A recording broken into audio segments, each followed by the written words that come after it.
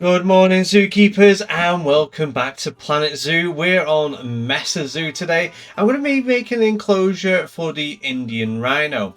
Now, I really wanted to make like a safari style viewing gallery. I wasn't too sure how I really wanted it at first. I knew I wanted it mainly wooden, so I do change up bits and pieces throughout this build. Like I kept going back to it, added a little bit more, take a little bit off it, until I eventually got with the final design that I was happy with. And I wanted it up tall. I'm trying to remember which zoo I think it was, but it wasn't for rhinos, it was for an elephant enclosure. And they had this really simple wooden raised up viewing gallery to look into the enclosure, and it also had like full of information knocking about the elephants, about the environment, the habitats they live in, and the different kinds of things that were causing issues within their environments that threaten their existence. So I didn't go too heavily into that detail. I just sort of put the viewing information boards about. I might go and add more to it, add like different viewing points, add a few chairs in there so people can sit and relax and watch the rhinos. So again, I'm going to probably go back to it and then add some more detail to it, maybe later on, maybe more things for the customers to go and do in there. But I haven't quite fully decided how I want to do that as such. I probably will just put down more information boards in that the game present, maybe even add a information shop to one of them, maybe, just maybe, I don't know. But up to now I'm pretty happy with the way that they ended up looking. As you can see now, I'm just adding some more detail to it, making it look interesting. I saved it as a blueprint so I could easily copy and paste it to the other side, because we're going to have two looking into this enclosure. And then I just put the simple footpath in there. I use the railings on the game's path because I do find that a lot easier than making my own railings for the paths. My railings always end up looking a wee bit weird. Anyways, in the corner here, we're going to be making a very simple house for them. I don't go into much detail on the inside. Like I said, it's something I can always come back to, but really I'm just sort of making it so they do have some shelter in this enclosure and a place to sleep and rest, and then also a way in and out of the enclosure for the zookeepers. So again, I will probably in the future come back to it, add tons more detail into it, like structure on the inside, maybe a staff area in there. But for now, it's literally, its purpose is just to provide some shelter.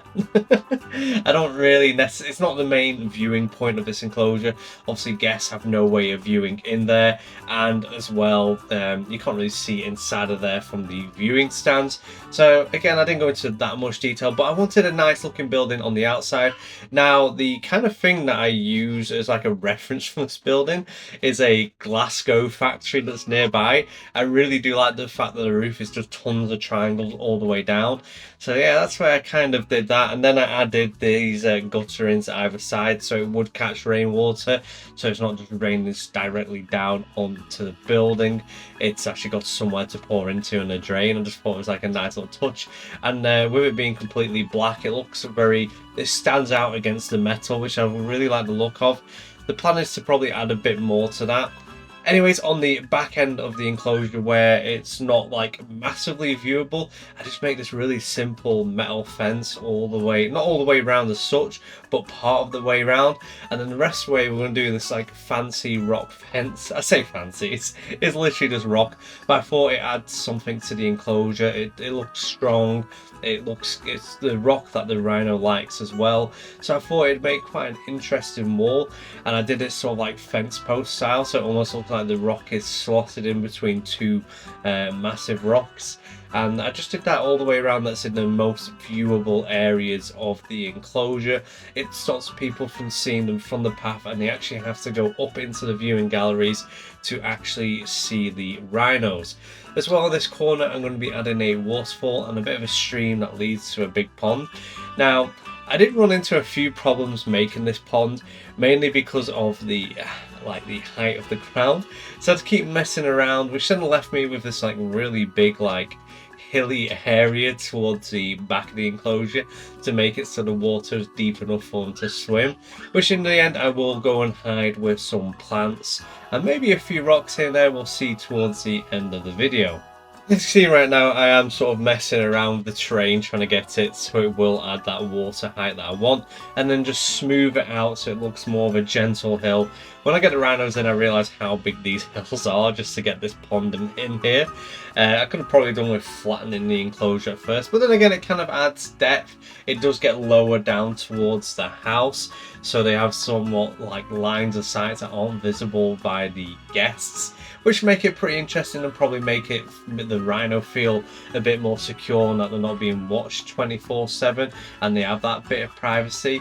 I add loads of reeds over that hilly area to try and ever so slightly hide it, and it makes this really nice little corridor down the back.